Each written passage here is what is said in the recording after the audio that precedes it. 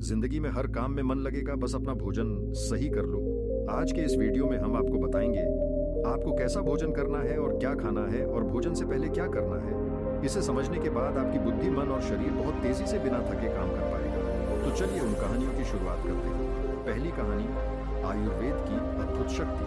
शरीर और बुद्धि और मन सब शांत और होशियार हो जाएगा। जीवन का सबसे कीमती धन क्या होता है? एक शिष्य ने अपने गुरु से सवाल किया। गुरु ने इसका उत्तर देते हुए जवाब दिया कि चाहे मेरे पास पैसे ना हो, चाहे रहने के लिए छत भी ना हो, चाहे कोई सुख सुविधाएं ना हो, लेकिन अगर मेरा शरीर स्वस्थ है तो मैं दुनिया का सबसे धनवान आदमी हूं। सो शिष्य ने पूछा कि गुरुदेव, आपकी उम्र 100 साल को पार कर चुकी है और फिर भी आप इतने स्वस्थ हैं।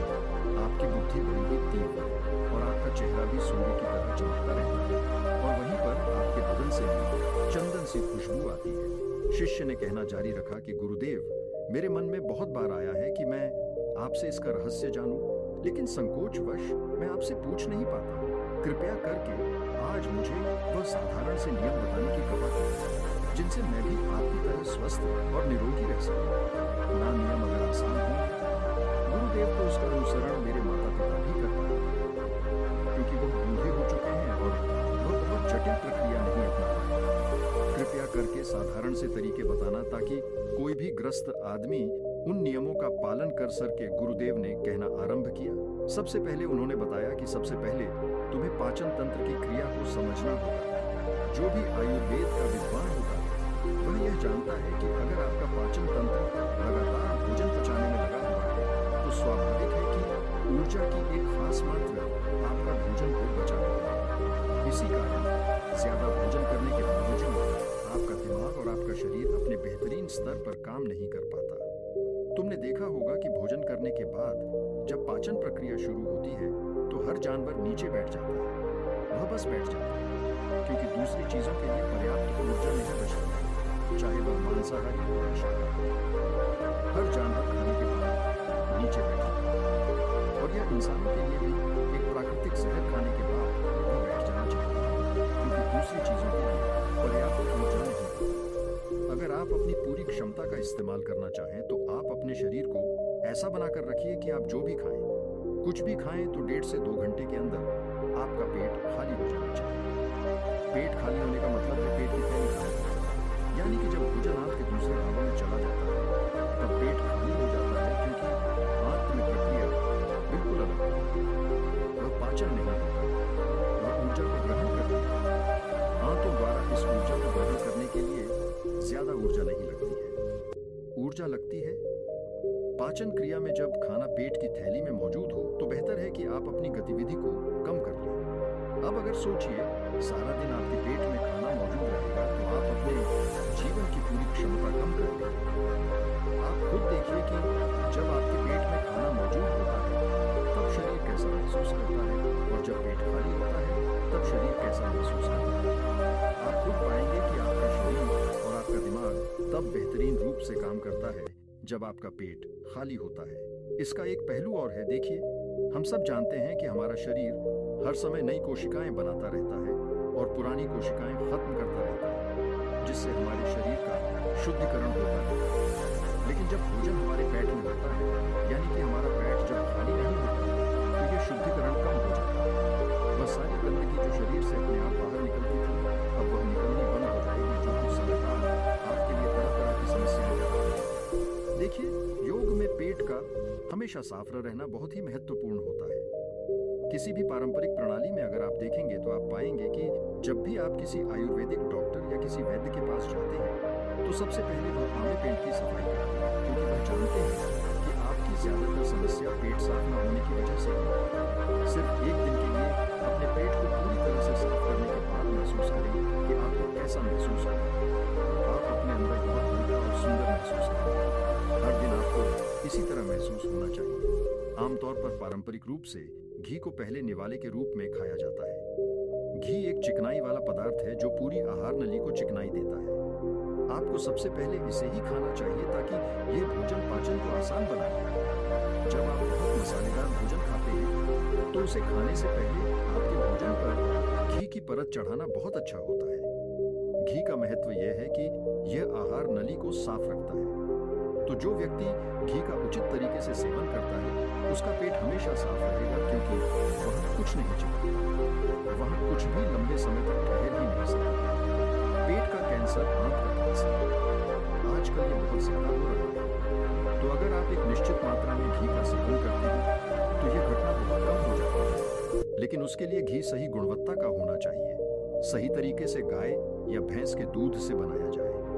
अगर घी को उचित तरीके से गाय या भैंस के दूध से बनाया जाए तो इसके कई महत्वपूर्ण फायदे होते हैं। शिष्य ने सवाल पूछा कि गुरुदेव, पाचन क्रिया तुम्हें कुछ कुछ समझ गया, लेकिन आप यह बताइए कि आपकी तरह सूर्य जैसा तेज पाने के लिए, चमकता हुआ चेहरा प्राप्त करने के लिए क्या प्रक्रिया अपनानी चाहिए? गुरु ने इसका उत्तर देते हुए कहना शुरू किया कि देखिए, आज के समय में बहुत सारे लोग सुबह उठते ही खाली पेट चाय पीते हैं चमकता हुआ तेजस्वी मुख पाने के लिए। हमें कुछ प्रक्रिया नहीं अपनानी, हमें बस अपनी दिनचर्या सही करनी है, अपना खान पान सुधारना है। सुबह खाली पेट चाय पीना जहर के समान होता है, वो धीरे धीरे आपके अंदर आपकी आंतों को कमजोर कर देता है। पेट में धीरे धीरे एसिडिटी होने लगती है और अपने आप मन और मस्तिष्क सुस्त पड़ते जाते हैं। सुबह उठते ही तुम्हें तांबे, चांदी या मिट्टी के बर्तन में रखा हुआ पानी पीना चाहिए, लेकिन चांदी और मिट्टी की तासीर ठंडी होती है, इसीलिए कफ, अस्थमा या दमा जैसे रोगी इसका उपयोग ना करें। रात में आपने चांदी, तांबे या मीठी के बर्तन में पानी रख दिया और सुबह खाली पेट बिना दांत किए हुए उसे पी लिया। शिष्य ने सवाल किया कि गुरुदेव, बिना दातुन किए हुए अगर हम वह पानी पिएंगे तो हमारा बासी थूक हमारे अंदर ही चला जाएगा। गुरु ने उसे बताया कि वह तो अच्छी बात है, क्योंकि बासी थूक औषधि के समान होता है। गुरु ने चेतावनी दी कि देखिए, जिन लोगों को अल्सर, टीबी या निमोनिया है उन्हें खाली पेट पानी नहीं पीना। तांबे के बर्तन में रात में रखे हुए पानी में उसके संस्कार मिल जाते हैं, तांबे के गुण उस पानी में आ जाते हैं और वह तांबा हमारे शरीर में जाकर बहुत से लाभकारी फायदे करता है। गुरु ने चेतावनी दी कि अगर मजबूरी ना हो तो प्लास्टिक की बोतल में कभी पानी मत पीना, क्योंकि प्लास्टिक की एक ऐसी संरचना होती है, जब वो गर्म तापमान पर आता है तो प्लास्टिक धीरे धीरे पिघलना शुरू हो जाता है, और जब वो बहुत बारीक स्तर पर पिघलता है तो उसके कारण उस पानी में मिल जाते हैं, जो हमारे शरीर में जाकर कैंसर का कारण बन सकता है। देखिए, यह पानी पीने के बाद, अपना पेट अच्छे से खाली करने के बाद आप आंवला और सब्जियों का रस पी सकते हैं। आप पीने में कुछ लोगों को थोड़ा कड़वा लग सकता है, लेकिन जहाँ पर शरीर को इतने सारे फायदे हो रहे हो वहाँ पर थोड़ा कड़वापन तो बर्दाश्त किया जा सकता है। गुरु ने बताया कि यह भी सच्चाई है कि हर दिन एक जैसा खाना नहीं खाया जा सकता। तो जिस दिन तुम आंवला और सब्जियों का जूस ना पी सको उस दिन आपको दही खाना चाहिए।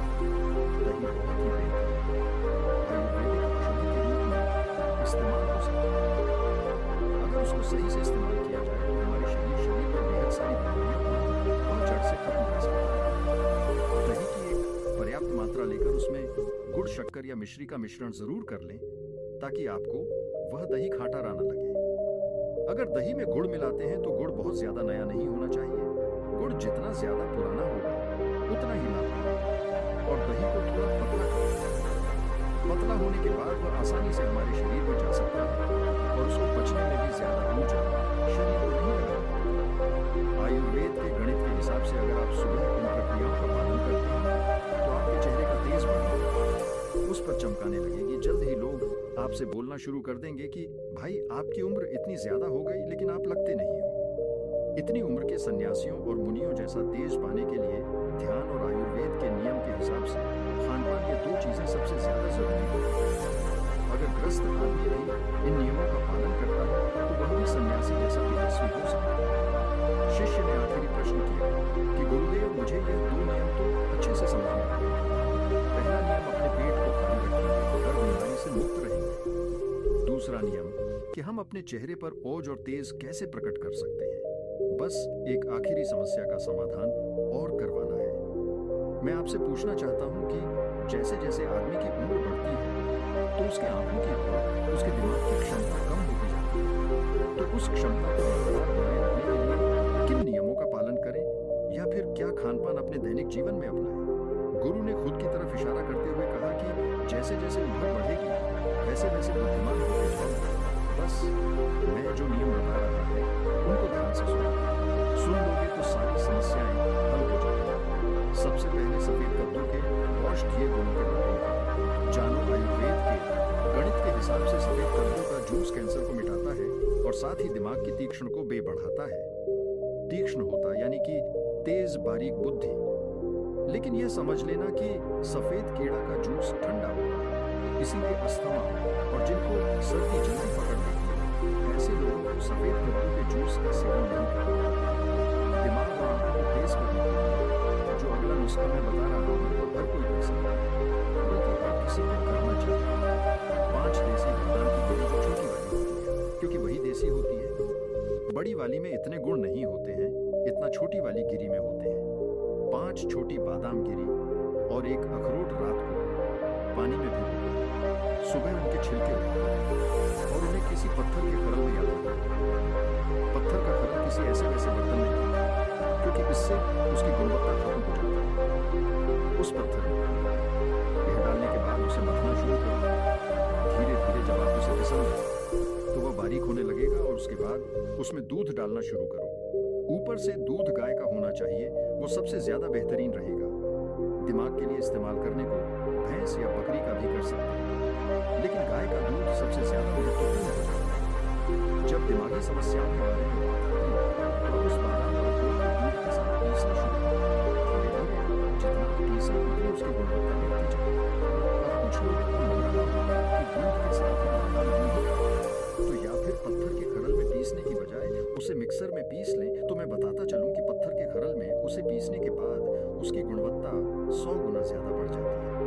अच्छे से गाय के दूध में पीसने के बाद जब आप इसका सेवन करेंगे तो आपकी आंखें और आपका दिमाग, इनके लिए ये बहुत ही लाभकारी रहेगा। जिन लोगों को भूलने की समस्याएं होती हैं, जो छोटी छोटी चीजें रखकर भूल जाते हैं, जो लोग दिमागी रूप से परेशान रहते हैं, तनाव बना रहता है, चीजों के बारे में ज्यादा सोचते रहते हैं, ऐसे लोगों के लिए यह एक ठंडाई का काम करेगा।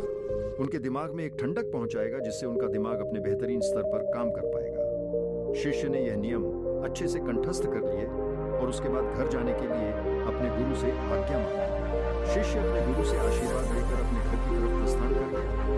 तो दोस्तों, कैसी लगी आज की कहानी? अपनी राय हमें कमेंट में जरूर बताएं। अगर अच्छी लगी तो वो इस वीडियो को और लोगों के साथ शेयर करें। तो चलिए दोस्तों, अब हमारी दूसरी कहानी की शुरुआत करते हैं। दूसरी कहानी सिर्फ 7 दिनों में सबको पीछे छोड़ दो। एक बार एक गरीब आदमी एक बौद्ध भिक्षु के पास गया और कहता है कि गुरु, मैं अपनी आदतों से बहुत परेशान हूँ। मैं बहुत कुछ करना चाहता हूँ लेकिन कुछ नहीं कर पाता। सफलता की ऊंचाइयों को छूना चाहता हूँ लेकिन अपनी आदत से मजबूर हूँ। हाँ, सच कहा तो मुझे यह भी नहीं पता कि सफल होने के लिए किस गुण की आवश्यकता है। इसलिए मैं उन गुणों के बारे में जानने के लिए भी आपके पास आया हूँ। कृपया मेरा मार्गदर्शन कीजिए। बौद्ध भिक्षु ने कहा कि जिस तरह से हम बुरी आदतों से मजबूर होते हैं, उसी तरह अगर हम अच्छी आदतें अपनाएंगे तो हम भी अच्छी आदतों से मजबूर हो जाएंगे और अच्छी आदतें हमें अपने जीवन में बहुत कुछ हासिल करने में भी मदद करेंगी। आज मैं आपको 15 ऐसी सफल आदतों के बारे में बताऊंगा जो आपको सफल बना सकती। मेरी बातें सुनकर भूल मत जाना, बल्कि इन सभी 15 आदतों को अपने दिमाग में याद रखना और धीरे धीरे उन्हें अपने जीवन में लाना शुरू करना, क्योंकि यह आदतें न सिर्फ आपको सफलता दिलाएंगे बल्कि इतना अच्छा इंसान बनाएंगी जिसे देखकर लोग कहेंगे कि मैं भी ऐसा ही बनना चाहता हूँ। 15 सफल आदतों की सूची में पहली आदत है सुबह जल्दी उठना। दुनिया में अगर कोई सबसे सफल और सबसे अच्छी आदत है जिसे हर सफल व्यक्ति अपनाता है तो वह सुबह जल्दी उठना और अपना आलस्य त्यागना। अगर आप दिन की पहली किरण निकलने से पहले उठकर अपना काम करना शुरू कर दें और अपने दिन को बेहतर बनाएं, आप मानते हैं कि पूरे दिन में ऐसी कोई चुनौती नहीं होगी जिसे आप पार ना कर सकें। आपके सुबह उठने के तरीके से पता चलता है कि आप में कितनी इच्छा शक्ति है। अपने लक्ष्य हासिल करना आपके लिए कितना महत्वपूर्ण है। सुबह जल्दी उठने का मतलब है अधिक प्रयास, अधिक मेहनत, जो दूसरों की तुलना में अधिक सफल बनाएगी। अगर आप सुबह देर से उठने की आदत से मजबूर हैं तो आपको 5 मिनट पहले उठने की आदत डालनी चाहिए और कुछ ही दिनों में आप सुबह जल्दी उठना शुरू कर देंगे। दूसरी आदत है हमेशा कुछ नया सीखते रहना। यह एक अद्भुत आदत है जो हर उस व्यक्ति में पाई जाती है जिसने अपने क्षेत्र सफलता हासिल की है, हमेशा अपने काम के बारे में और अधिक सीखते हैं। हम जीवन में इसमें जो कुछ भी सीखते हैं वह जीवन में कभी न कभी काम जरूर आता है। सफल लोग अपने सपनों को हासिल करने के लिए अलग अलग तरीकों का इस्तेमाल करते हैं। उनके सपनों से जुड़ी हर बात जानना चाहते हैं, जिससे उनके सपनों को हासिल करना आसान हो जाएगा। भले ही बात एक लाइन की हो, जिंदगी सीखो लेकिन हमेशा कुछ नया सीखो।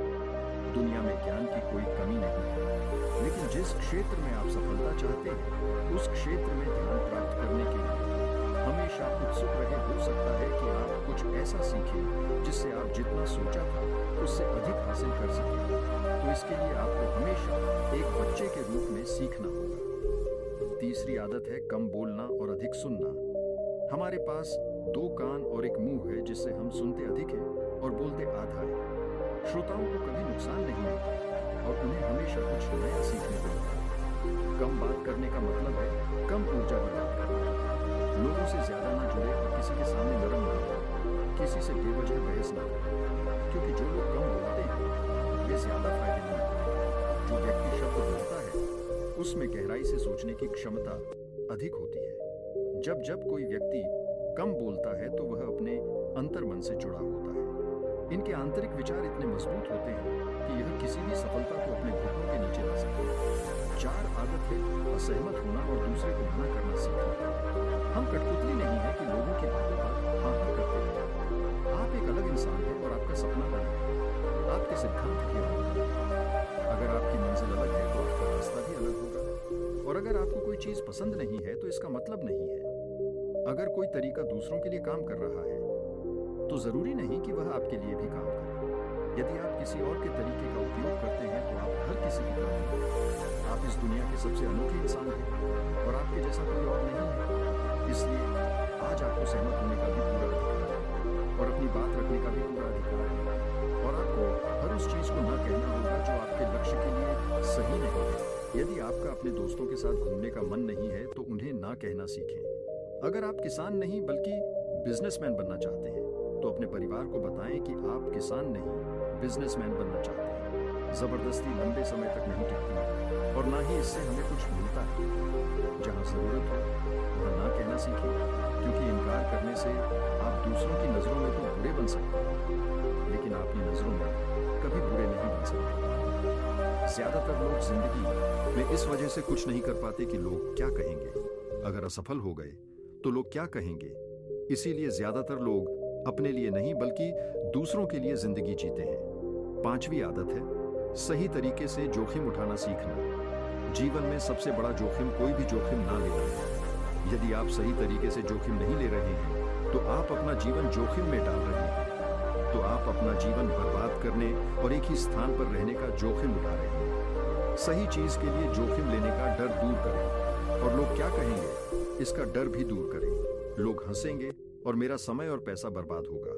इंसान को जिंदगी से लेकर मौत तक सिर्फ 3 चीजों की जरूरत होती है, रोटी, कपड़ा और मकान, और इसे पाना कोई मुश्किल काम नहीं है। इसके अलावा अगर इंसान की जिंदगी से कुछ चला भी गया हो तो भी जीना आसान है। लेकिन आपका मिशन सिर्फ मौत के दरवाजे तक सुरक्षित पहुंचना नहीं है।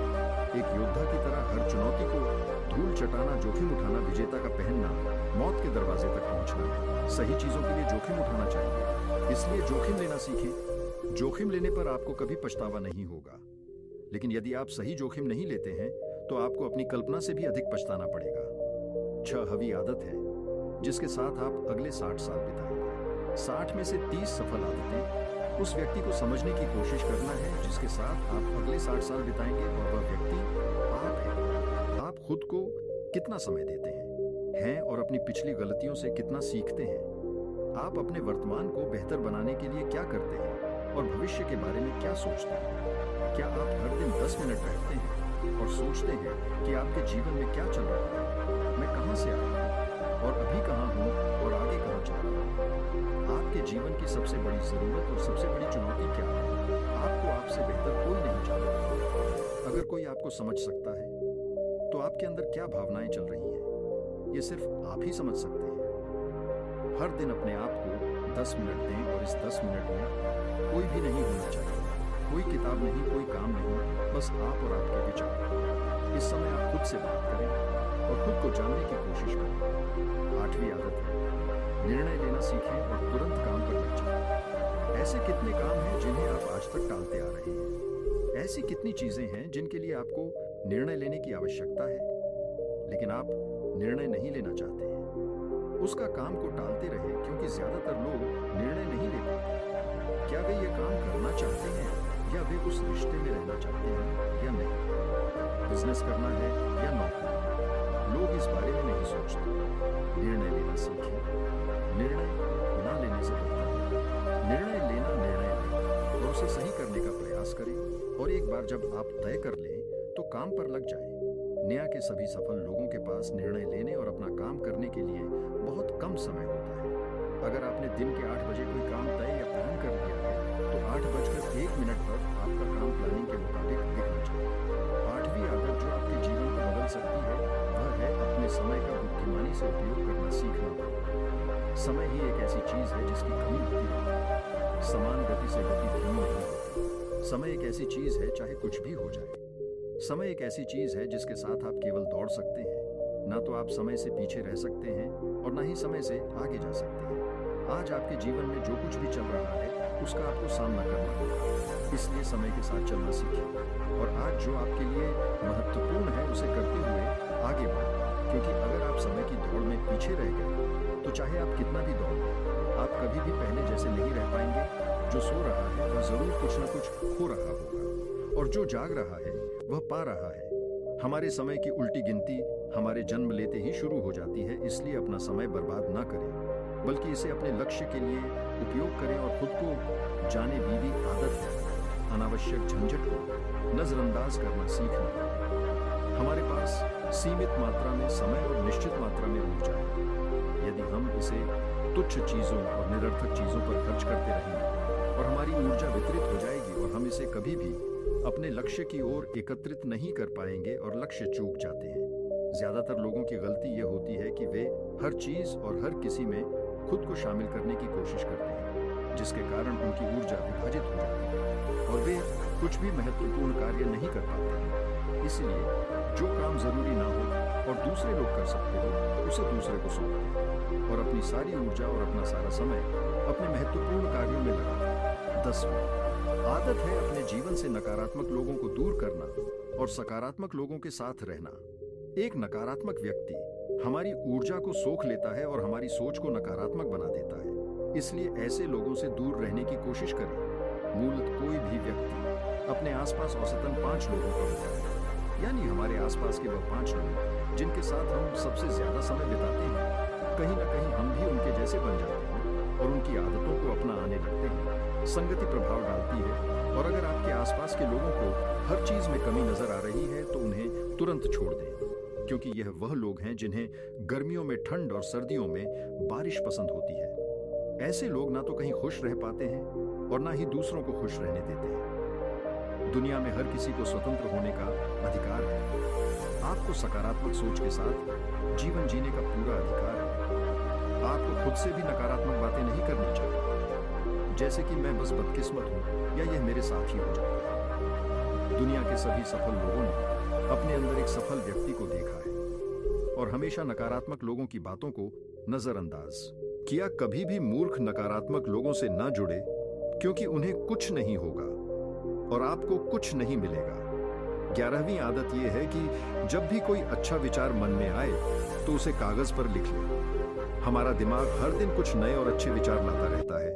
यदि हम उन्हें नहीं लिखेंगे तो हम उन्हें हमेशा के लिए भूल जाएंगे। साथ ही अगर आपके पास कोई प्लान है तो उसे अच्छे से लिखें। ऐसा करने से योजना हमारे दिमाग में बैठ जाती है। उन सभी चीजों के बारे में भी लिखें जिन्हें आप पाना चाहते हैं। उन आदतों के बारे में भी लिखें जिन्हें आप छोड़ना चाहते हैं। विचारों को लिखने से हमारे दिमाग से उन्हें याद रखने का बोझ कम हो जाता है और फिर हमारा दिमाग अपने नए विचारों के बारे में सोचने के लिए स्वतंत्र हो जाता है। 12 आदत है स्वस्थ रहना। अधिक स्वर्ती शैली अपनाएं, कम खाएं और अधिक पचाएं। रोज सुबह प्राणायाम, व्यायाम और ध्यान न सिर्फ आपको स्वस्थ बनाएंगे बल्कि खूबसूरत भी बनाएंगे और अपना आत्मविश्वास बढ़ाएंगे। स्वस्थ मन और स्वस्थ शरीर से आप अपने जीवन में अधिक प्रगति कर पाएंगे और अपनी मंजिल तक पहुंचेंगे। पहली खुशी स्वस्थ शरीर है, और ये बात मुझे तब पता चली जब हम गंभीर रूप से बीमार थे। 13वीं आदत है हमेशा खुश रहना और मुस्कुराते रहना। कोई भी रोने वाले व्यक्ति से दोस्ती नहीं करना चाहता या उसके साथ समय बिताना नहीं चाहता, क्योंकि हर किसी के जीवन में दोहक और दर्द है, और कोई भी अपना दोहक और दर्द क्यों बढ़ाए। इसलिए आप मुस्कुराते रहिए, और अगर आप मुस्कुराते रहेंगे तो दूसरे लोगों को आप में उम्मीद की किरण दिखेगी। हो सकता है आपकी मुस्कुराहट किसी और को उसका दर्द भुला दे। मुस्कुराने का मतलब यह नहीं है कि आपको हर समय हंसते रहना चाहिए। मुस्कुराने का मतलब है कि आपको खुश रहना चाहिए। सकारात्मक रहें और सोचें कि आप बेहद भाग्यशाली हैं। आपके जीवन में कोई कमी नहीं है, और अगर कोई कमी है तो आप उसे अभी भर सकते हैं। चौथी आदत है हमेशा अपनी कमाई से कम खर्च करना भविष्य की परेशानियों के लिए, और कुछ न बचाना। ज्यादातर लोग दिखावे के नाम पर अपनी कमाई से ज्यादा खर्च कर देते हैं और फिर गरीबी से भरी जिंदगी कष्ट में गुजारते हैं। इसलिए अपनी आय को सही तरीके से बढ़ाने का प्रयास करें। अपनी कमाई से कम खर्च करें और भविष्य के लिए कुछ पैसे से बचा कर रखें। 15वीं आदत है एक अच्छा और जिम्मेदार इंसान बनना।